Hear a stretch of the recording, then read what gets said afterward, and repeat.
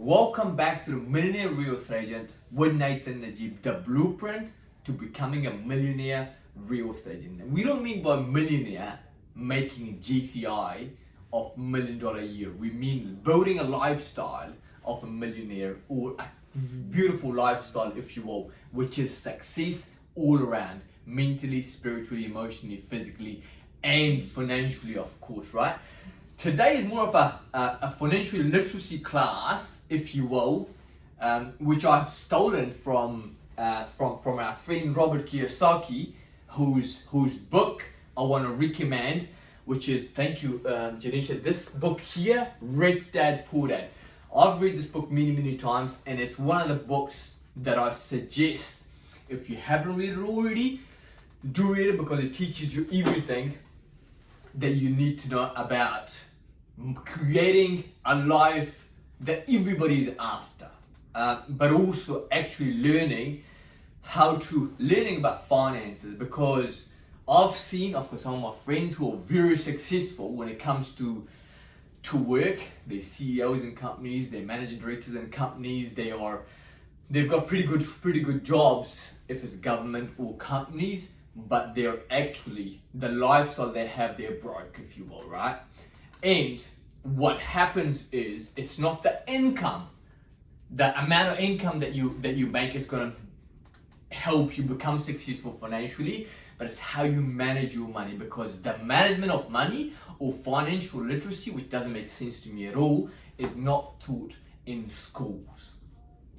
So today, just a quick conversation around the cash flow quadrant, which Robert Kiyosaki talks about. This is his cash flow quadrant, but I just want to touch on it for our real estate agents, or whoever that's going to watch this, on how you can become successful financially.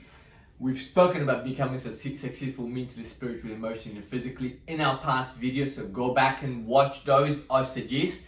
But becoming financially successful, because as I see it, it's not the amount of money you make, it's how much you put away and how much you invest, and how you can move from what he calls the left hand side of the quadrant to the right hand side of the quadrant. Yeah, so we've got this on the left hand side of the quadrant, as most people start is employee and being self-employed. So for example, when I was working for Harpool, or working for G.L. Barron, the factory I was working in, or I was working in an internet cafe, back when I was younger, I was self-employed. I was getting paid for the hour that I put in, right?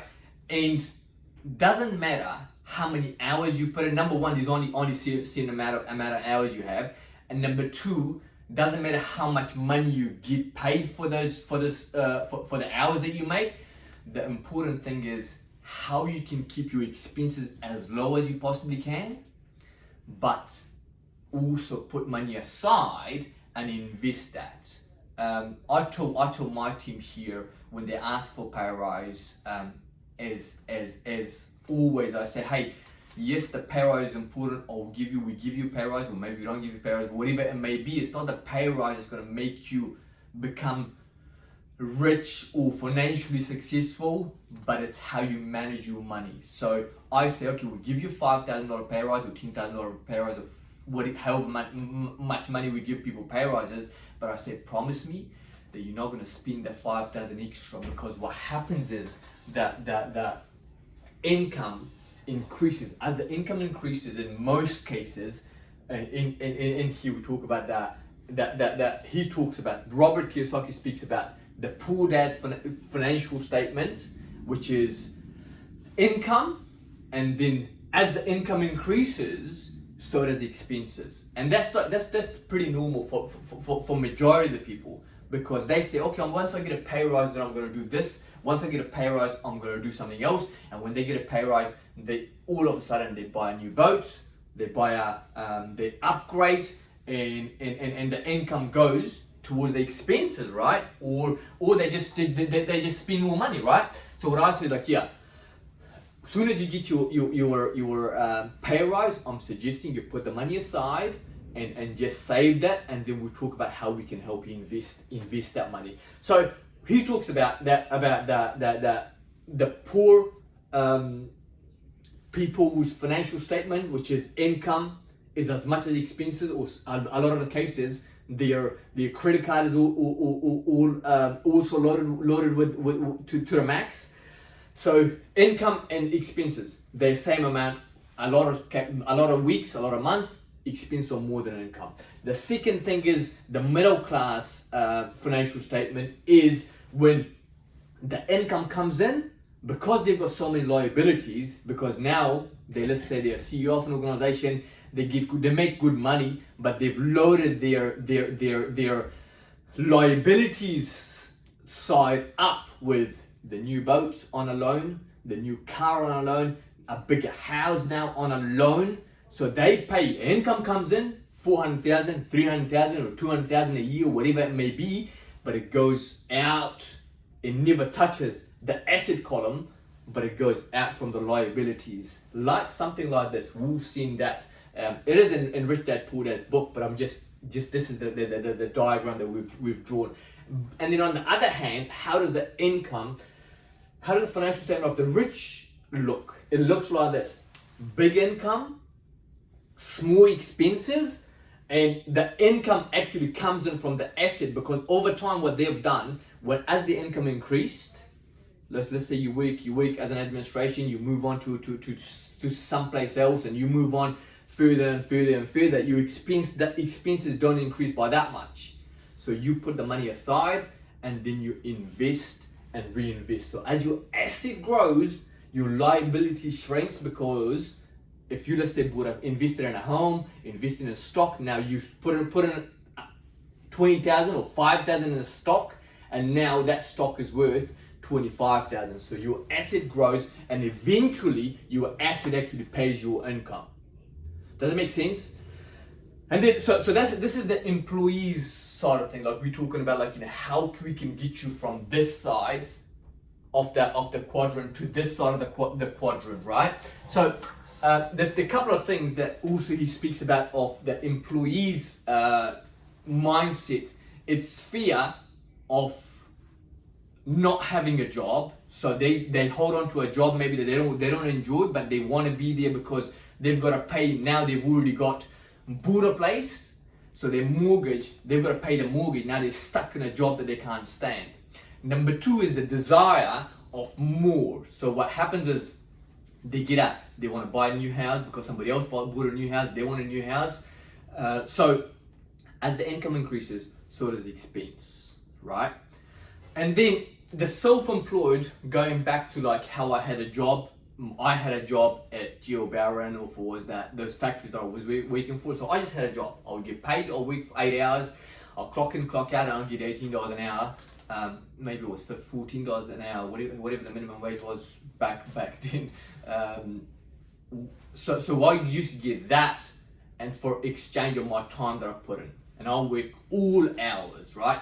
Yes, it helps for a short period of time to work long hours, but the goal is will always, for me, somebody asked me the other day, like, what's one of the best things ever? One of the best things for me was like putting money aside, and I've always done that. I don't know, for some reason, I come from very humble beginnings, so our thing is like if you go back to the family side of things. So this is not something I learned from the family, it's what I learned from these hundreds and thousands of books that I've read, like Rich Dad, Poor Dad, right? So then I moved to self-employed. I got into sales. I became self-employed again. So time equals money. The amount of time I put in, the amount of money I'll get back. So as a salesperson, I'll work in this company as a salesperson, of course, right? And my obviously, as my income grew, I did better and better and better. As my income grew, what I just decided to do, it wasn't like because my expenses grew as well, because I read these books, right? So this is why I'm recommending you read this book. So as my income started growing, I started money aside and started investing it in real estate. I'm a real estate guy, so that's really mainly where I've done my investment.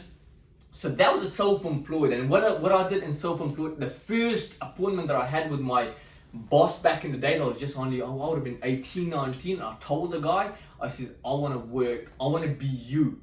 I want to replace you one day. I want to be a business owner, right? He laughed at me. He thought, like, look at this young guy. Everybody comes in here and asks me to be a business owner, and most of them drop out. But that was my thing. I wanted to become a business owner, and I moved obviously from this side to this side, becoming an investor. In early, like over here when I was self-employed, so you can invest while you're self-employed, while you're in sales. And also remember, as your income increases, don't increase the lifestyle that you live in. Don't compete with people who's got boats on loans, right? Don't do that. Don't buy into what's that thing, like, the next door neighbor, Mr. Jones, right? The Joneses. You don't want to compare with yourself with Mr. Jones yet anyways, because eventually you will have more that you can do things with, right? They say, like, do things that others not prepared to do today, for tomorrow you will have what others won't have, right? So as the market is getting harder and harder, now heaps of people are panicking because the interest rate is raising. And if you got all liabilities over here and the interest rate is raising and you bought everything on loan, what's going to happen is going to get harder and harder and harder, right? Because you've got that much interest that you're paying. It was like 2% back then, now it's like 6%, so it's going to start hurting. So why I'm suggesting is you should invest, put money aside and invest in real estate. And investing in real estate is not just investing for the sake of investing, finding the best deals, right? And I know investors that used to walk around and look at 100 houses and buy one. Right, so you don't just go just invest in any property, in a townhouse, anything that comes, because investing is where it's at, right? So I tell my team here, I would tell them that, hey, I think, yeah, you're employed by us now, but I want you to become irreplaceable. Because when you become irreplaceable, a lot of people don't like that term. People are like, everybody's replaceable. But I suggest to my team to become irreplaceable, because what happens when you become irreplaceable, you become very, very valuable to your employer. When you become valuable to your employer, now you can go and say, hey, you know what do you think? Can we do business together now, right? And if you've added enough value to the employer's life or to the company's life, right, then it will be silly of the company owner to let you go. So as for our organization, we're growing, so I'm encouraging my guys here, both my sales guy, my admin people. Yes, let's get better and better and better, add enough value to the company, because as Najib grows, we want you to have share in the business. So I want to help everybody in the company, at least for the start of our company. Like, I want to have as many people as possible, get them across to the business owner side of things, because business, most people, like, investing from here and here, yes, it's cool, but most people that make money is when they become business owner, and then they invest. So the most successful investors, they made their money after they become business owners. Okay, because when you're buying 1, 2, 3 houses here, you can probably do that over that side. But when you're running a business, then that's when you do very, very well. Because when you're doing a business, you've created now, you own a system, as Robert Kiyosaki says, that people work for you, right? So you've created a system that can't be replaced. So what you can do is you can just copy that office to the next place and the next place and the next place. That's what we're doing this year. End of the year, our goal is to have at least one more office, and then the year after, we'll be planning offices all around Christchurch and New Zealand, which I'm excited about. And so this is the cash flow quadrant. If you haven't read this book here, we put a link for this book, Janisha, if we can. So you can read it. There's an audio book for this on YouTube for free. Start on that, order the book afterwards, because what I do is, I haven't highlighted this book here. I've got a new version of this, by the way. I'm reading that again, and I'll highlight it. So highlight those things that resonates with you, and I think this thing here will get you out of the rat race. Because the rat race, people want to get you in the rat race because they don't want you to do better. well, and so when you become irreplaceable, most business owners, most people, they don't like it, because now you become, your value is right through the roof. Now you can ask for if it's a share in the business, if it's whatever it may be, right? You can possibly ask for that, right? But only ask when you've added enough value. Just like me, when I was at working for an organization, I added enough value. I made or became number one agent in the company, and then I told the guy, I said, I need shares in the business before I move out. He offered me shares and I said no to it. So I created my own real estate company where I can help people grow and become business owners. Okay, so that is the cash flow quadrant. Once again, read that book. I hope it's been of service to you. I hope it's been of help to you. That's one of the things, one of the small things that will help you become a millionaire real estate agent, because it's not, as I said, about making more money and increasing your expenses, keeping up with Joneses. No, that's not it. It's about how you invest so you can have your money working for you. Salute to you. Subscribe to our channel below if it's added value to you, and go back and watch some of our videos. We will put a link to a couple of our videos, and like our page, and we'll let you know. Then you'll get notified every week as soon as we upload these videos. Salute and love you guys.